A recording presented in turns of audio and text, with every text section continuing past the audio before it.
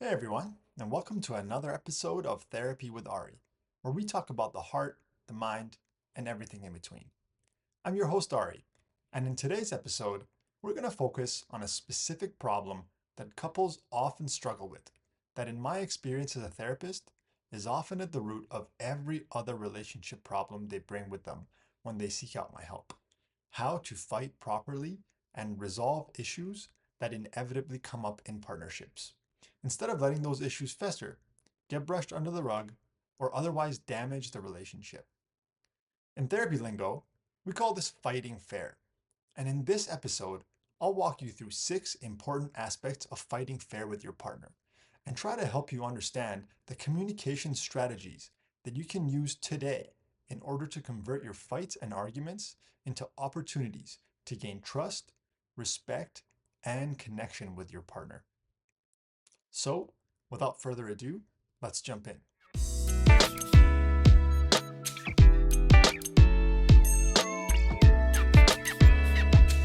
The reality with long-term relationships is that very few people can spend extended amounts of time with one another without ever having a disagreement or argument. It's normal that at some point you're going to butt heads with the person who you share your most intimate spaces with. Fights don't necessarily have to be a problem, as I'll show you in this episode. The problem with how couples usually fight is that it leads to behavior patterns that are corrosive to the fabric of the relationship. When people get upset, frustrated, or hurt by the actions of their partner, they often become defensive or aggressive in response, which creates a cycle of back and forth that usually ends in someone doing or saying something extremely hurtful or destructive. The benefit of the fighting fair technique is that it helps couples reframe their fights and to see them as a bid by their partner to get their needs met from the person who's closest to them. Reframing disagreements in this way helps change the entire dynamic of a fight and helps couples properly understand their role and their responsibility in the partnership. Of course, this takes for granted the idea that each person in the relationship actually cares about the well being of the other person, wants to resolve the issues in a way that works for both people, and is willing to be open and honest and put in the work required. For the purposes of this video, I'm going to assume that these things are true about your relationship. Because if it's the case that even one of these things is missing, it's often impossible to move forward with the strategies I'm about to share with you. Fighting fair is basically a collection of 6 classic errors that couples make when they're going through a difficulty in their relationship, coupled with 6 simple and effective ways to counteract each of these classic errors in order to turn these challenges into opportunities to increase trust, respect, and love in their relationship. Because the simple fact is that if both partners are able to show care, consideration, and openness to one another, especially during a fight, they send the strongest possible message that they care about each other deeply and are willing to do whatever it takes to make the relationship work.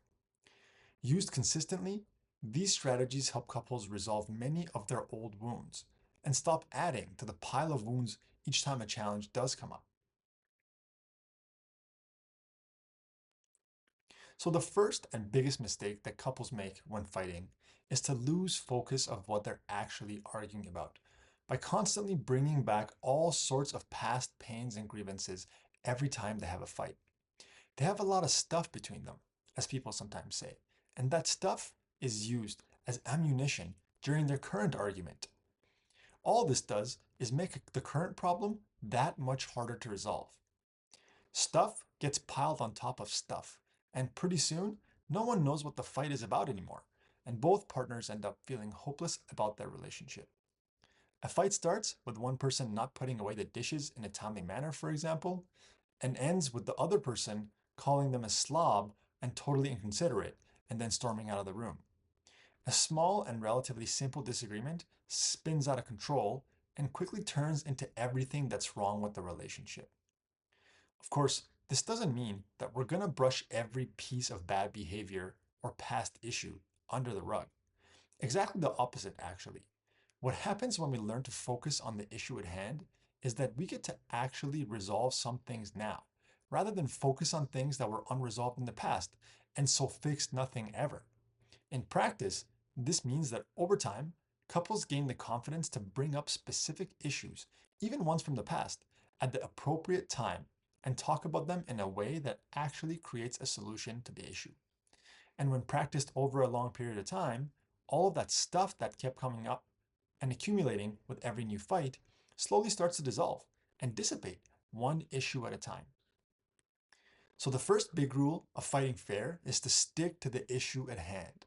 If there are other issues that come up during a fight, make sure to openly acknowledge that this is a topic that needs to be discussed and agree to put it aside for now and make time to talk about it later.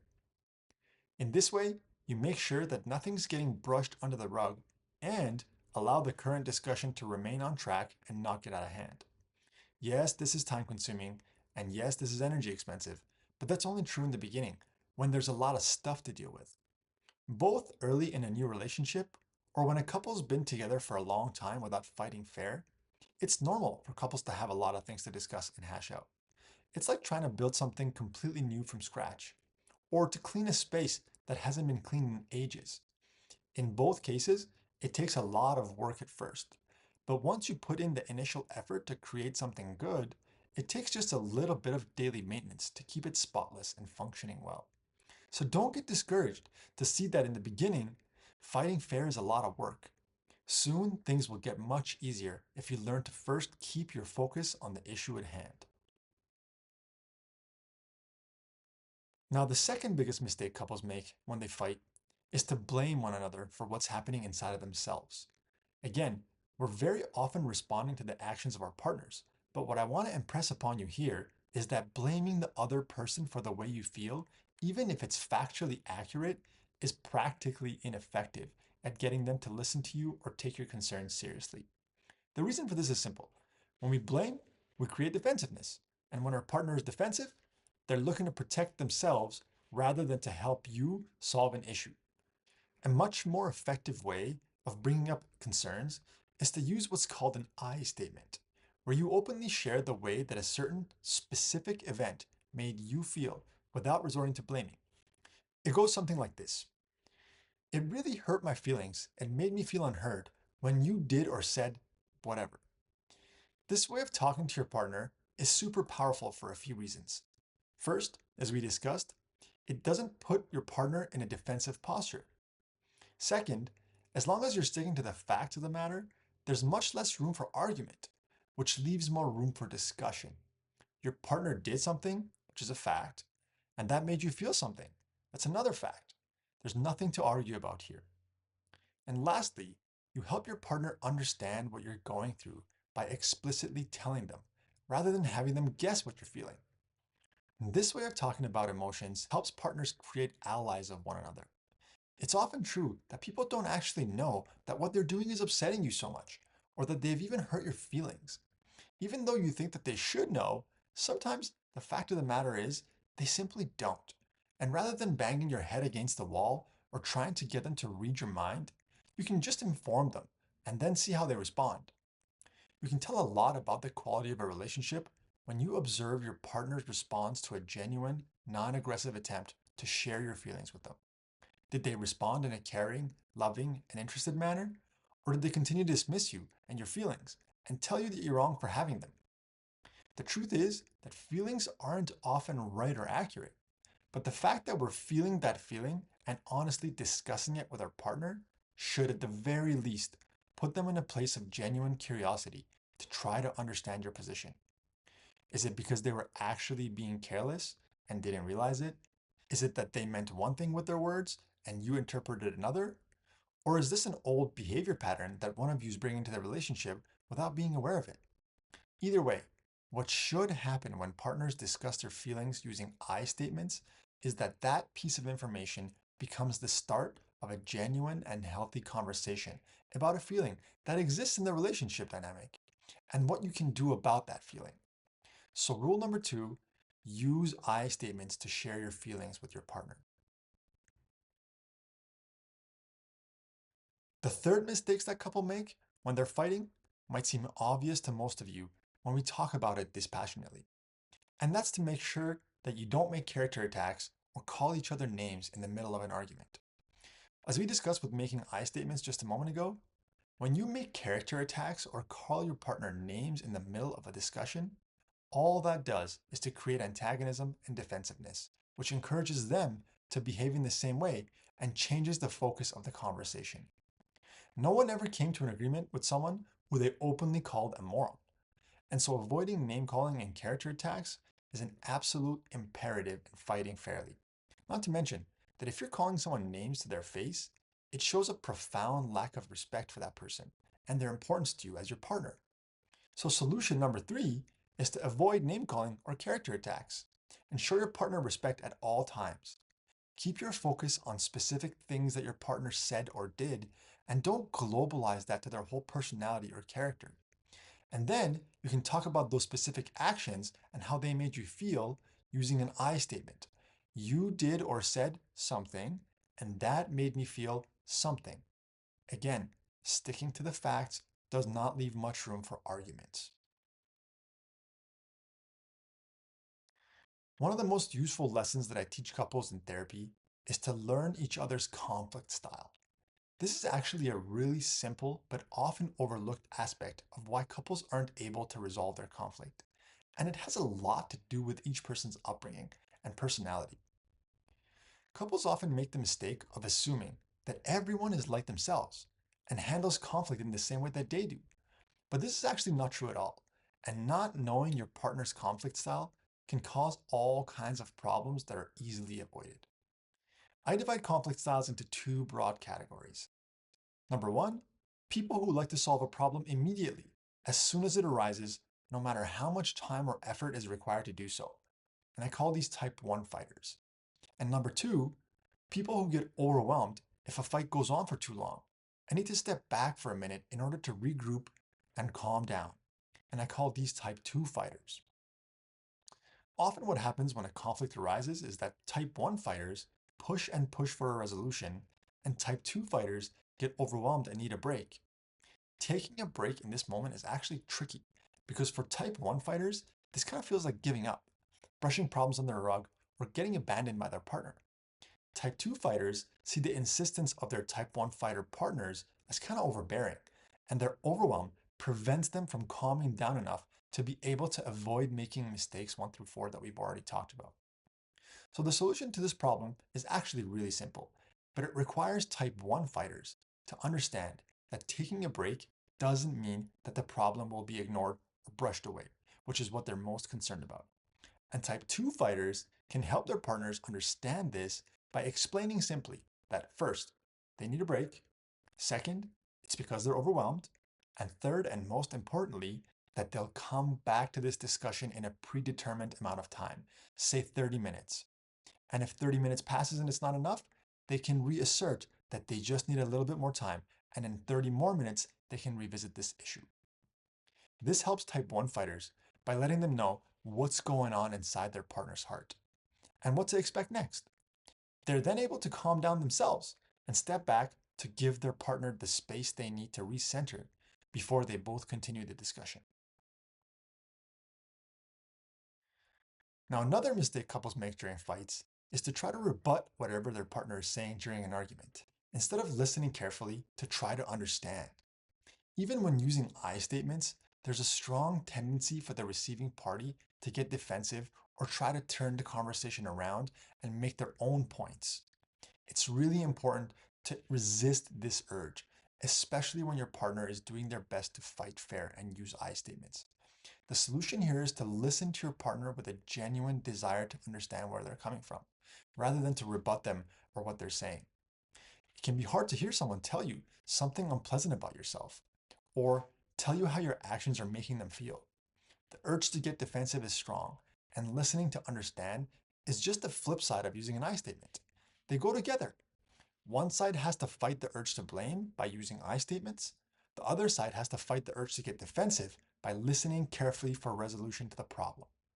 I'm sure you've all heard of this important skill called active listening, where partners take turns to listen to each other and then repeat what they heard before taking the turn to speak themselves. This is just a more intense version of what I'm talking about here.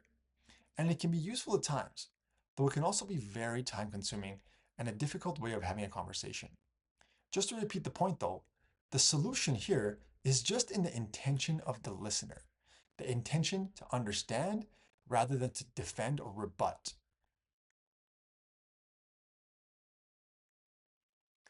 And the last mistake couples make during fighting is to stonewall or become passive aggressive.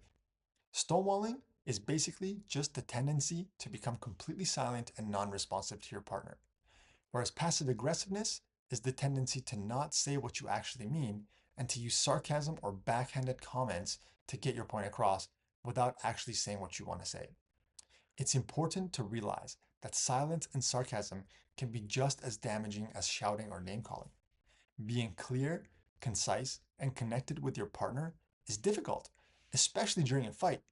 But if you can learn to manage your emotions and stay connected even at these difficult times, especially at these difficult times, you can go a long way to resolving many of your conflicts much more easily. If you're the type to stonewall during a fight, I want you to ask yourself, what is it that pushes you towards this behavior? Is it that your partner's being aggressive or unwilling to work through the argument? Do you become emotionally overwhelmed and shut down and need to take a break? Or is this a defensive strategy that you sometimes use in order to avoid taking responsibility? If you truly care about the health of your relationship, you will look honestly at the reasons behind this behavior and discuss them with your partner using I statements to help them understand where you're coming from. If, on the other hand, you tend to become passive aggressive, you need to understand that this type of sarcastic or unclear communication strategy is actually a defensive strategy, which just makes things more confusing for your partner and makes it harder for them to help you get what it is that you actually want. Again, it's important here for you to take a look inside and ask yourself why you're becoming passive aggressive. Oftentimes, people learn this strategy because they have a hard time being clear and asking for what they want directly.